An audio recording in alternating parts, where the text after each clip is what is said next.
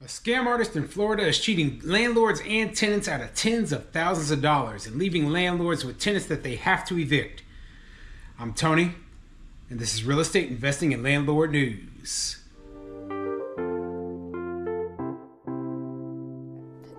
The house is not even under me.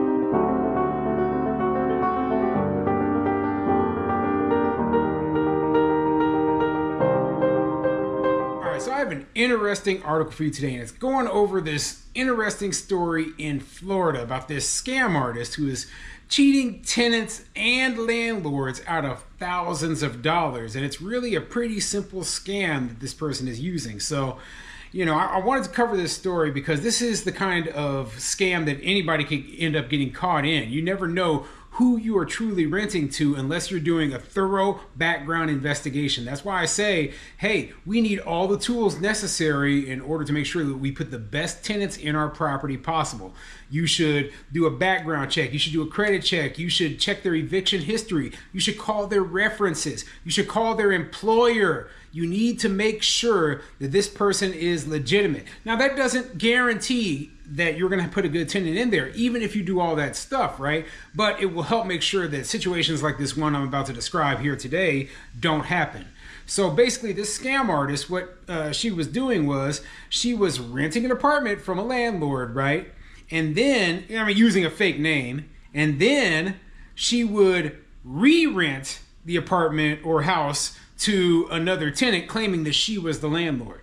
So, you collect all the money for the first month, last month, rent, and security deposit, then you skip town, okay? Nobody knows anything about who you truly are because you used a fake name. So yeah, this is a nightmare, but to me, it seems like it could be easily prevented if you did proper tenant screening. I don't think that it's possible that I would have put this person into my property doing the screening that I do on my personal properties. So before I get into the article, go ahead, hit the like, subscribe button, and leave a comment down below and let me know what you think, okay? Tell me what kind of screening you do on your tenants before you put a new tenant into one of your units, okay? Do you do credit checks? Do you do background investigations? Some people, they don't, okay? They only put tenants in their units that they personally know. So, if you're a small mom and pop landlord and you know enough people, I guess that could work. But I don't even trust the people I know half the time. I'm like, trust but verify. That's the way I see it, okay? Yeah, you seem like, on paper, you seem like a great tenant, but I'm going to verify that you truly are. So anyway, let me get into this article. This article is coming from thesun.com, and it says, "Home horror. Organized mess," warns lawyer as woman evicted despite paying $8.1 thousand deposit in rent. She used a property specialist. Rental scams have been a big problem all over America.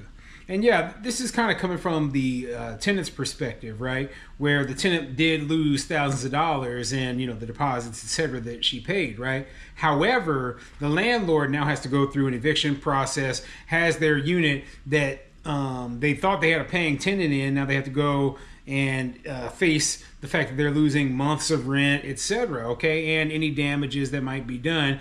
The new tenant in there might be a scammer themselves, or they might refuse to leave or fight their eviction, so it could be dragged out. Who knows what's going to happen?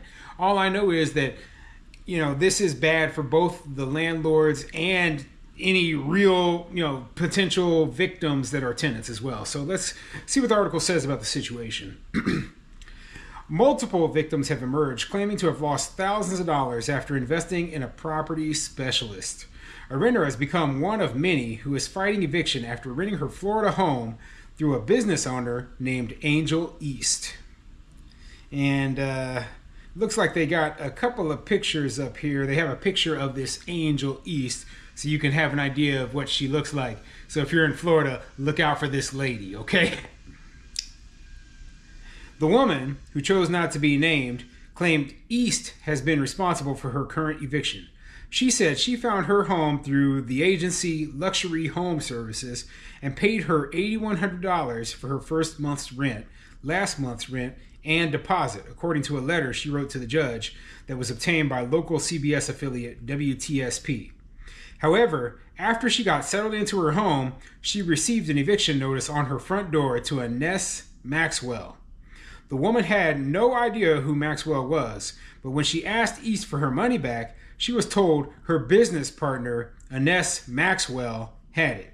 And from the sound of it, this Ines Maxwell is a made-up name. It's really, a name that this scam artist, this lady, what's her name again? Angel East. That's just a name that she's using in order to rent these apartments. So she's using the name Angel, or the lady Angel East is using the name Ines Maxwell to rent these apartments, and then I guess subleasing them to these people without the original landlord's knowledge. And then she's skipping town. If the tenant comes back and says, hey, where's my money? Then she just says, oh, well, this Ines Maxwell, my business partner, she's got your money, even though that person doesn't exist. Okay. So yeah, it's an interesting little scam. It sucks for, if you're the tenant and you lost all that money. But, I tell people, like, if you're a tenant, it's pretty easy to verify if the person is an actual property manager or the actual owner of the property. If you're doing stuff kind of under the table, paying in cash, not writing names on checks or whatever, that stuff, it's very easy to get taken advantage of. Okay. A legitimate landlord's going to have a real lease. Okay, you'll be able to verify their information, most likely online. And there's this whole thing is you just can't be naive. You can't be naive when you're dealing with large sums of money. And yeah, $8,100 is a lot of money, especially for a lower income person. I don't know if this person is lower income or not, but regardless, it's a lot of money to lose to a scam artist.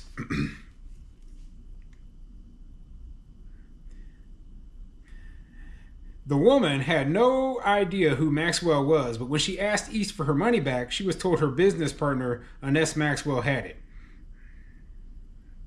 Lawyer Lynn Hanshaw, who represents one of East's alleged victims, Nikita Jones, revealed there were multiple eviction notices for Ines Maxwell across the state, all for pretty much the same period of time where Ines Maxwell has been a tenant somewhere for the same period of time, Hanshaw said.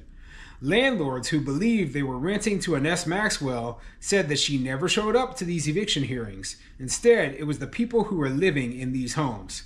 She's not targeting people that would have the sophistication to go to a property management company, Henshaw said. And yeah, basically she's targeting pretty, we'll just say people who are less educated in terms of, street smarts. Okay, they don't have a lot of street smarts.